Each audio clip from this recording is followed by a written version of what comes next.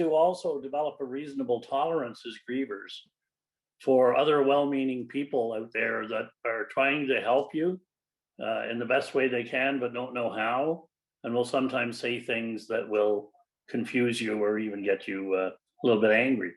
So I'm just looking at those things.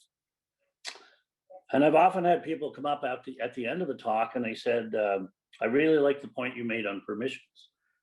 So what do you mean by permission? It's just so important. Can you give yourself permission to grieve? Very important, right? Can you give yourself permission to mourn? Because grieving and mourning are not the same thing. So grief is your internal response to loss, and it's inside of you. Mourning is taking what's inside and bringing it outside. So when you're with BFO or when you're with me, our goal is to have you in mourning to get that out, because it's about 80% of the journey, mourning piece, okay? So that whole idea around permission to cry. Will you give yourself permission to feel the emotion that's necessary, and even to be angry? There's a myth in our society right now that if you're angry, you're a bad person. It's not true, especially in grief, because it's a natural response, right? So I'm just going to, with those as a base foundation, I'm just going to walk you through some talking points here. So grief, and it may not seem these things, but these are healthy, okay? Grief is normal, natural, and healthy. So grief is a response to loss. So if I put my poster up, the one I use when I'm inviting people to come to talks, it's called Life After Loss. And then people say, oh, you mean life after death? I said, no, life after loss. Because when you've lost someone or you've lost something, you're going to grieve. It's a natural thing. It's part of your DNA. So as long as we understand that, any loss will bring grief. And grief is a cost of loving. So the Queen Mother, God love her, long time ago, said grief is a cost of loving someone, and she nailed it. It's the best quote ever, probably. So if you're going to love, you're going to hurt. And the more you love, the more you hurt.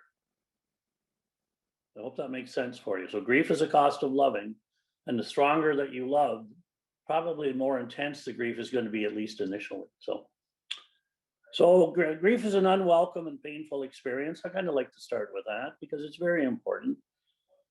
It's a very uncomfortable experience right from the get-go, right? But grief is not an enemy. And I've worked with so many people, especially when I was doing these face-to-face, when we were doing them in Alta Vista. And I'd have a lot of people coming up after, saying, what do you mean grief's not an enemy? Grief is not your enemy. It's like an ally.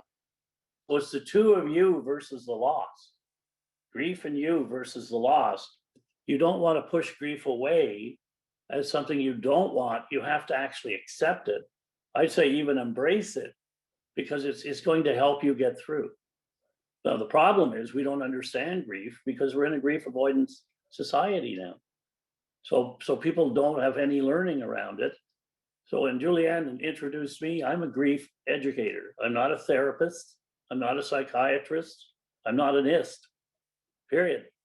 I'm a grief educator, educated with Alan Wolfelt down in Colorado. And his job is to process and work with people. So he kind of gets us going where we go as grief educators. I think half the battle of your grief is understanding it. But it's not going to be this journey that's going to keep hitting you and confusing you, because it has kind of predictable things that are going to happen, but you won't know what they are. Okay, so I'm going to walk you through some of those. Grief makes us emotionally vulnerable. We are easily offended, easily hurt, and easily irritated. That's very common when you're going through a loss. So things that people would normally say would not bother you will bother you. And it's kind of like you might say to people, I have one nerve left and you're getting on it. I don't know if any of you have run into that. And you just have to really have that reasonable tolerance, because most people are well-meaning.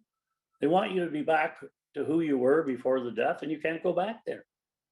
There's no going back, right? So there's the old normal, for want of a better word. I really don't like old normal, new normal. But the way things were before the death, the way things are going to be in the future, and right now you're in transition. And transition is a very difficult place to be.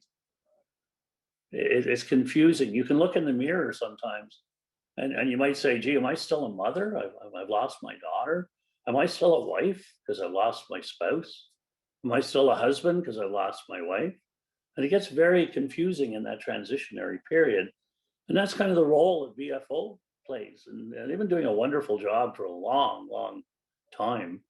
And I'm glad to see that we're getting good turnouts and we have great facilitators, and all of those things are very, very important. So generally after a death, there's kind of a pattern of loss that people have. And the first thing that goes is your love, your joy.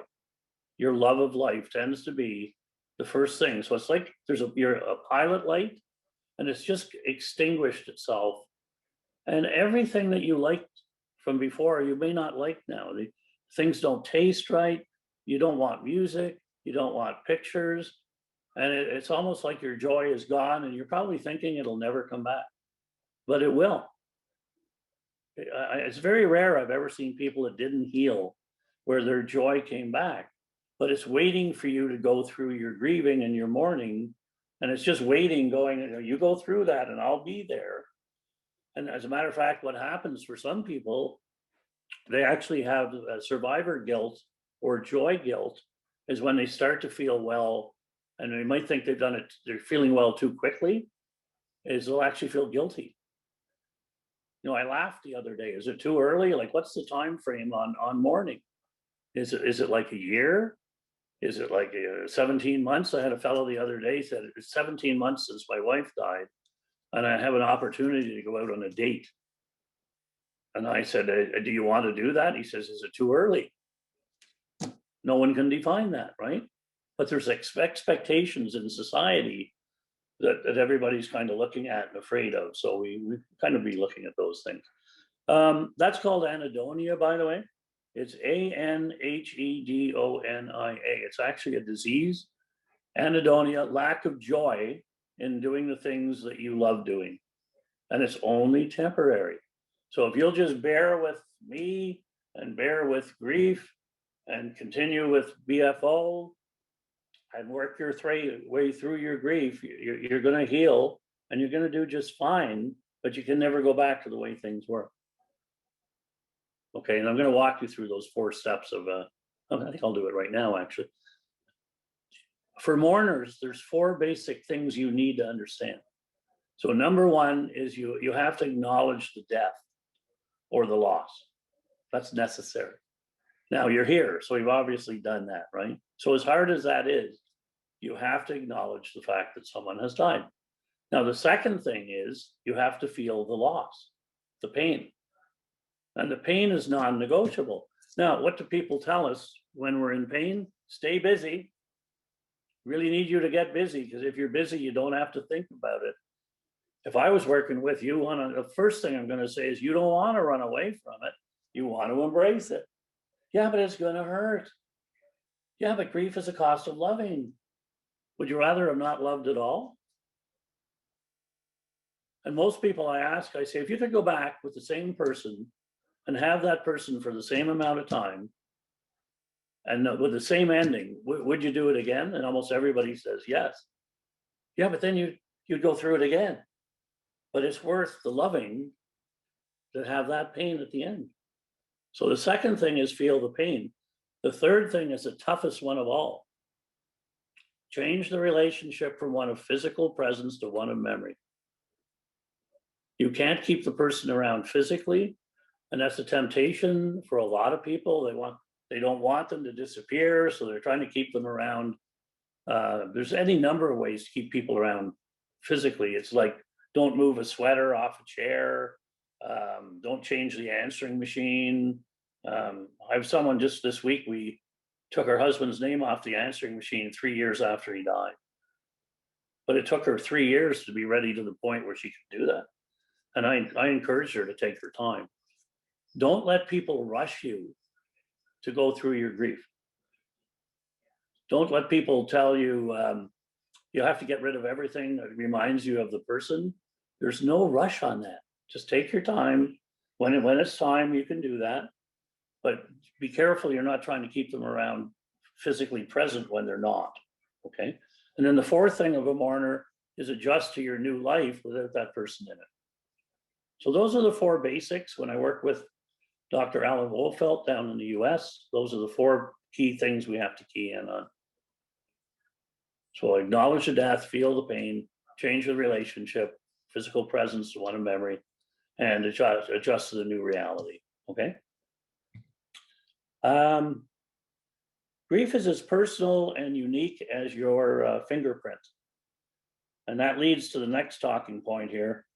Grief is a personal and highly individual experience, is not open to comparison. Never compare your grief to someone else's grief. No one's grief is worse than yours, to be quite honest. I've always found the worst grief is your own. And you might look at something and say, oh, they look what happened there. Yes, it's tragic. But it's your grief and it's your journey. And I tell you, if I'm companioning you or Julianne, Nicole, or all the facilitators, our job is to companion you through that journey, but it's your journey.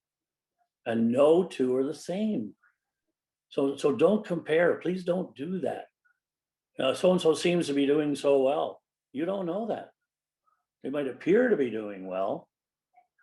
If I hear one more person come up to me and say, I wish people will stop telling me how good I look, because I don't feel it. I said, yeah, but you look it. Yeah, but that's a front. I'm putting on a mask for everybody, right?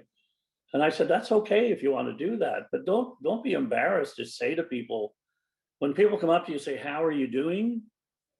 My worst question, I wish people wouldn't ask it. How are you doing? What do they want you to say? I'm doing fine. What do I want you to say? I'm struggling. It's a tough time. I have a good day. I have bad days.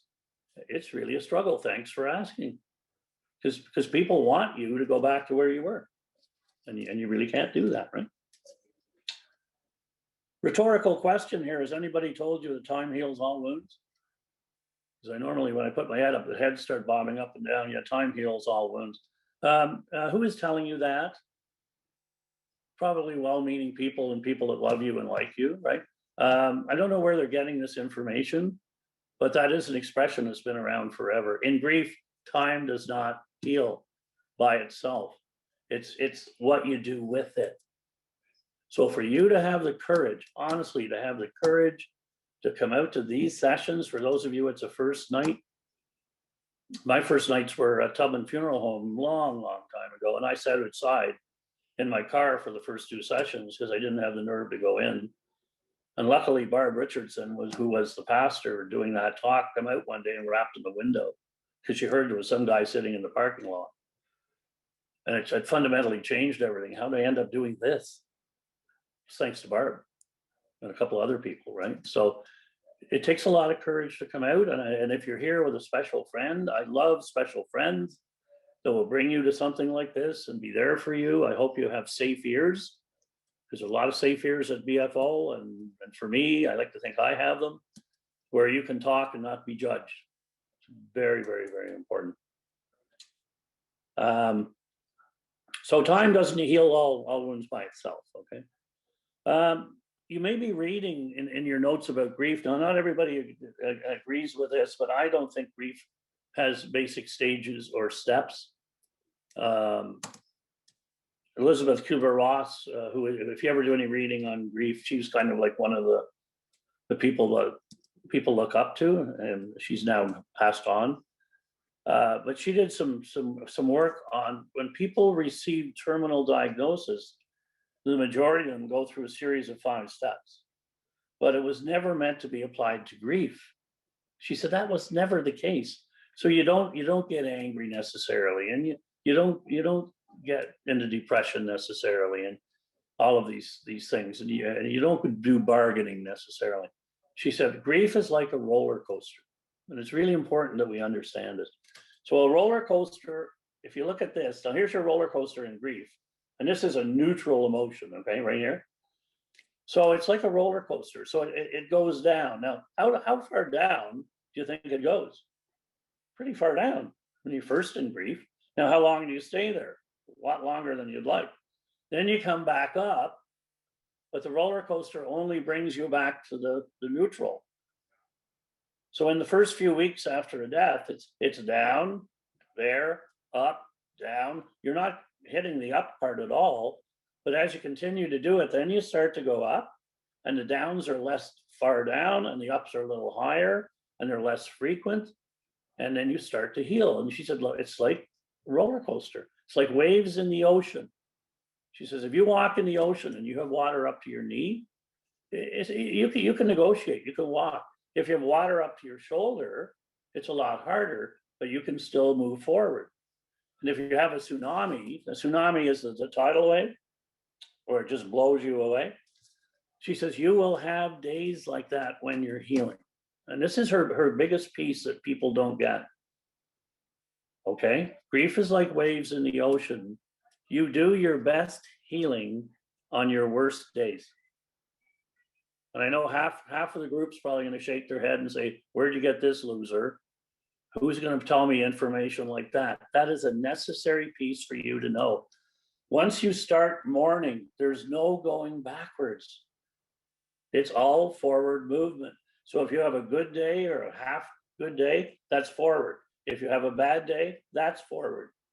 If you have a really bad day, that's really forward. It's a gigantic leap in your healing. But so many people, when they have those bad days, are going, well, now I'm right back at the beginning. You never go backwards. So really absorb, if you take nothing else out of tonight, take that point that when you do have those bad days, you're going to have them. Don't go looking for them. They will find you. But don't push them away. Now, you can get into bed at night and say, I survived. But knowing, as I had someone say the other day, I got up the next day and I had a terrible day. And they said, but Ian told me that was a good day. Then she called me and I said, well, how did you do? She said, it was a terrible day, but I got through it. But knowing they're necessary, and maybe not everybody will have them as bad as that. But those bad days, part of the baby steps you're going through. Grief is a baby step thing. You're learning how to live without that person, okay? What else have I got here? Grief cannot be gone around, only through. That's a Helen Keller quote. If any of you have ever read Helen Keller, she said, you can't go around grief, you can't go under grief, you can't go over grief. You've got to go right through it. You've got to feel the pain. So don't let people take you around that and say stay busy. You can be busy if you want, but you have to allow the time to grieve. That's non-negotiable. And by the way, if you decide to go away, we're really not able to do that much now. But in normal times, people would say, I think I'll just go down south and get away from this. You can't get away from grief because it travels with you. As a matter of fact, I think it travels ahead of you because when you get off the plane, it's there to greet you. Well, at least you're getting better weather, but still, it's there, right? And it's important to understand that. Grief is a lifelong process. Grief never ends. And you don't want it to. Mourning ends. But grief itself doesn't end because you can be 3 years or 4 years down the road and something will remind you of the person who died. It could be a song. It could be a place that you went. My theory on as you're going along in life after a loss, you had grief bursts at the beginning. I think most of you will be having grief bursts. And a grief burst is where you just suddenly get emotional and cry. Something's reminding you of the loss. But those grief bursts later become memory embraces. So you don't not want them. So when they show up later, and this is my theory and Dr. Wolfeld's theory, we can't prove it, by the way. We think it's that person checking in on you to see how you're doing. And again, that sounds a little weird, but there's a few things I'll say that do not sound logical. grief is not logical. There is no logic to it. It's not a head thing that you can sort out. I get a lot of people that go to the head first. I'm going to sort this out. It's not going to work. It's a heart thing first, then you can go to the head. You cannot solve grief with your head. I had someone the other day, I want to know exactly the day that I'm going to feel better.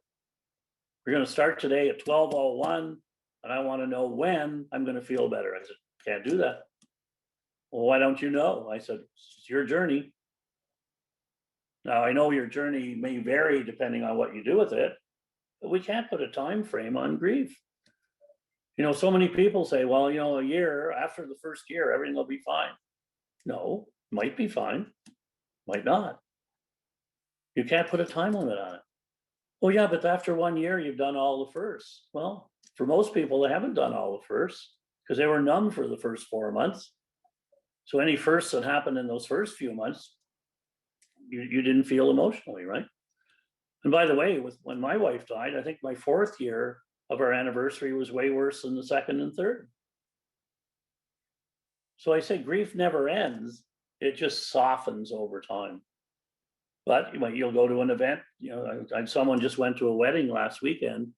Their son had died in a car accident, and now one of his best friends was getting married. And she said, I don't think I'm going to go to that wedding. I said, that's certainly an option. You don't have to go. I think people would understand it. I said, if you were to go, could you go with someone that knows the problem you're having? So if you say, I think I need to leave, that they would leave with you. So I think we need buddies. I hope every one of you has a grief buddy to help you through. I think it's really, really critical for you. Grief is not always understood by others. Boy, this is a really important point. Our society is poorly equipped to deal with grief and death.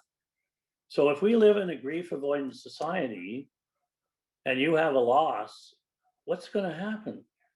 So generally the first couple of weeks, especially the first week after a death, if you're having a funeral, people will come to the funeral and they'll tend to say things like, if there's anything you need, you let me know and I'll be here for you. And I mean, people that are in grief very rarely ever call anyone. So to say to someone, call me, they're not going to call.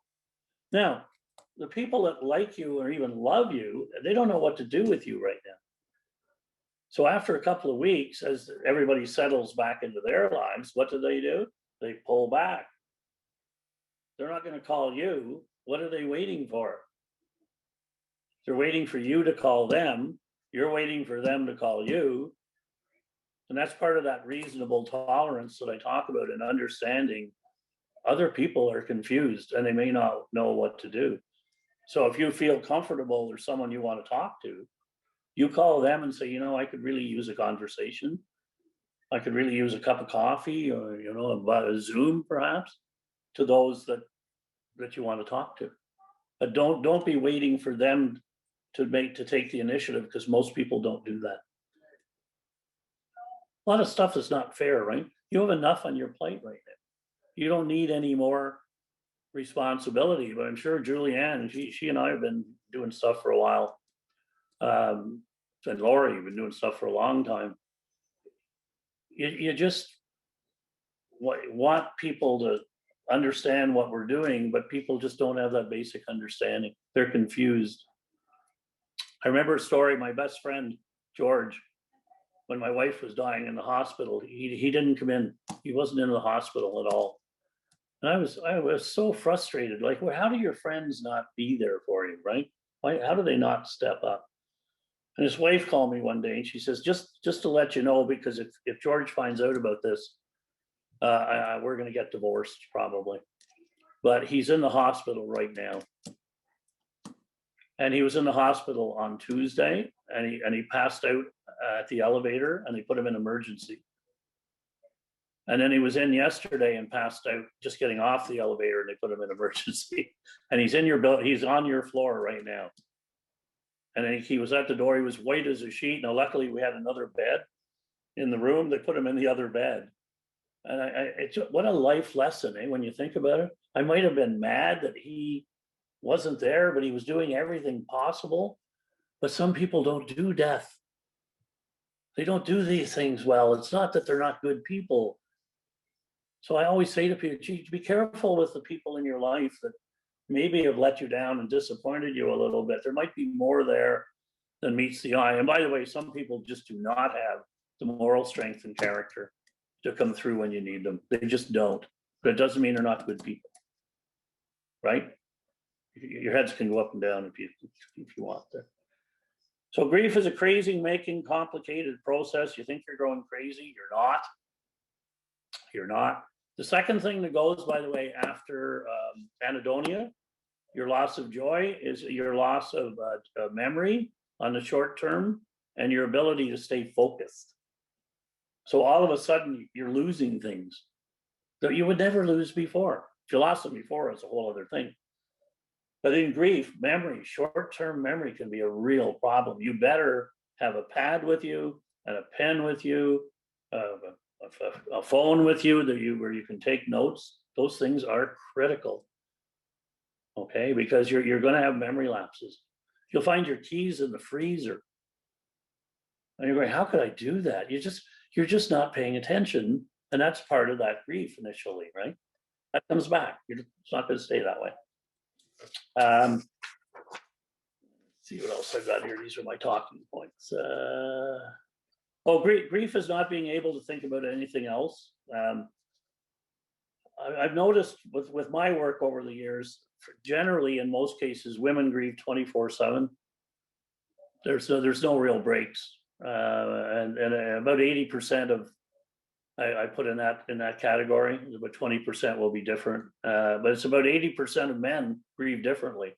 They don't grieve 24/7. They grieve in blocks of time, and then they go do something, and that really confuses couples when they've lost a son or a daughter, because one will say, "You're not grieving the right way." Well, I'm grieving my way.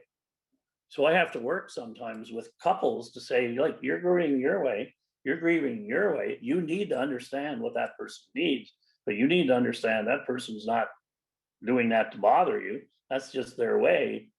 So if we start to communicate and start to talk about it, then they become a united team. Okay. There's a theory, 60, I think it's the last figure was 62% of couples that lose a child separate or divorce. That's really interesting figure, 62%. Well, we're already at 52% of people separate, even if they haven't had a loss. I think that's one of the figures I've read recently. It doesn't work that way. It can actually bring you closer if you're communicating the right way. And I've run into a few examples of that, right? Grief is an inventory of what has been lost. This is such a key point for you. Secondary losses are so important for us to understand. The loss of the person is the primary loss, right? You lost the person that you love. Unfortunately, there's a second part of your loss. It's called secondary losses. Secondary losses are everything that person did for you, did with you, that they no longer can do. Now, if you've been with someone for like 5 years, 10 years, 15 years, I've got three widows right now who've been married over 50 years that I'm working with right now, and they're saying these secondary losses are just so difficult. I've never been on my own. I met them in grade 10, and we got married in grade 12, and we've had like 3 or 4 kids. I got like 81 grandkids, but I'm lonely because that person did all these secondary losses, right? They did this, they did that, they paid the bills, they did that, they do that. And whenever I'm working with couples, I say, it's up to you, for both of you, to make sure the other person can operate independent of you. You're not doing people a favor when you do everything for them. Really, you're not. Because if they're not there, so you can encourage them to do things and work with them to do things and continue to do them, but at least make sure they know how to do it. Because that's been a real sore point for a long time, right? One of my wife's secondary losses, she always dressed well, worked in Industry Canada. She'd come out every morning and do this little pirouette. And my job was to just check everything out. Really tough job, right? So I check everything out, and then I'd say, "You look great," and then I'd kiss her on the forehead because I wasn't allowed to mess anything. And then if she had a tag on the back, the odd time a tag would be sticking out the back of her blouse, I just stick the tag back in.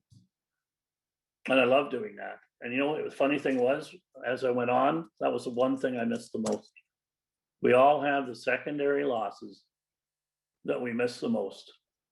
And I've told a few people in some of the other talks I've done here, was I started walking through the malls and I'd see women with tags sticking out the back of their blouse, and I wanted to walk over and tuck it in.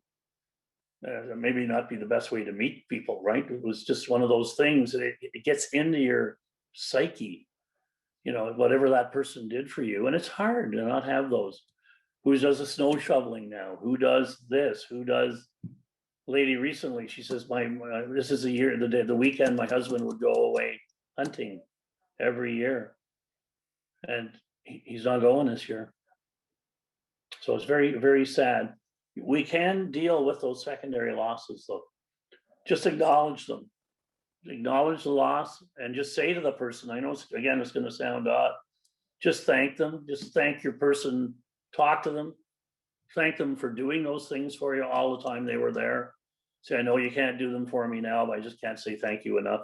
Talk to you later. Because I'm a big believer in talking to your lost loved one for a long time, because it really does help in these secondary losses for sure. Grief needs a story. I'm a storyteller. Those of you that get to know me, you'll know I love stories. I have some wonderful stories from people I've worked with, and I say, can I use your story? And when I'm doing my talks, and they'll say, yes, please do. You need a story.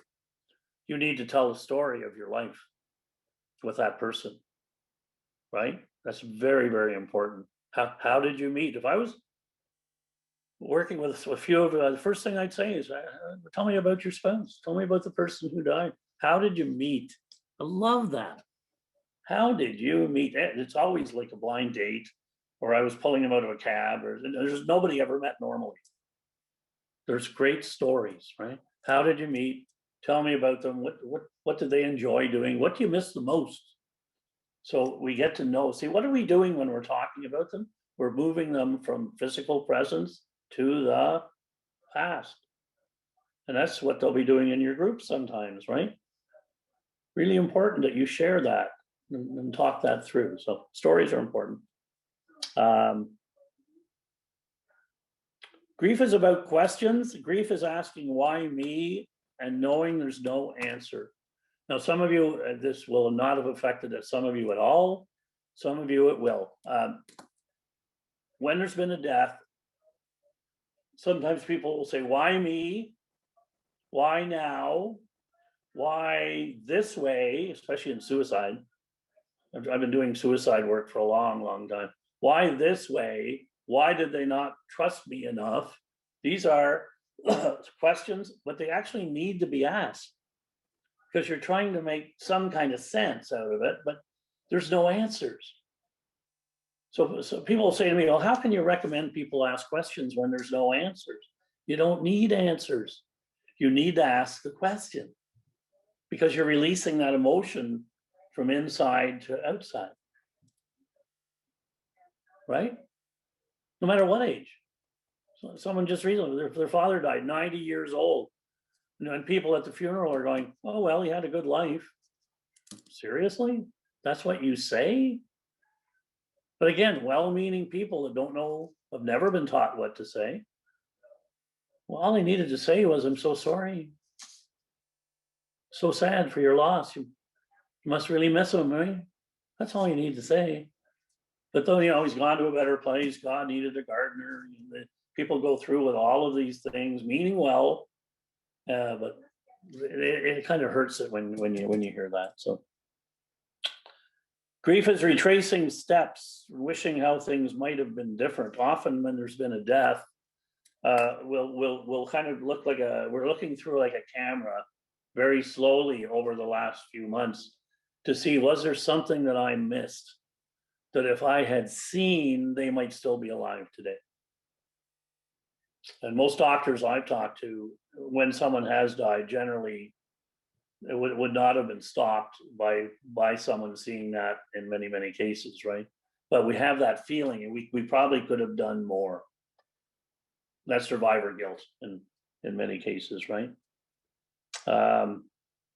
Grief is guilt over unsaid words and unexpressed feelings. I've never really seen many people that didn't have at least some words that they would have liked to have said, that didn't have an opportunity. The question I often get, by the way, is what's the difference between sudden death and just a regular death where you've had time with the person? I've had both in my life. My wife got so sick, I never had a chance to really say goodbye to her the way I would have liked to. I've had people, my sister I had her for a couple of years, and we really had a wonderful last year. It was more intimate than we ever had before.